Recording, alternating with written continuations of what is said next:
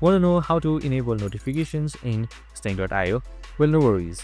In this video, I'm going to show you an easy step-by-step guide on how you can do it. Super simple and under a minute, so let's get straight to it.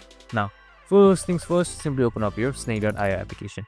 And now once you've opened up your application here, you should be welcomed with this home page right here. So we have also created a video on how to install Snake.io, so make sure to watch it.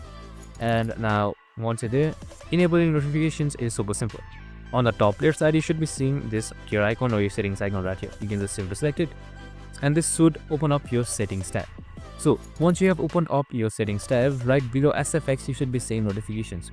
It should be turned off by default. If you want to turn it on, just simply select on right here.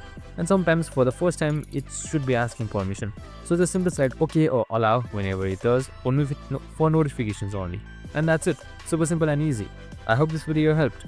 If it did, make sure to like, subscribe, and tune in with us for more of these videos. See you in the next one.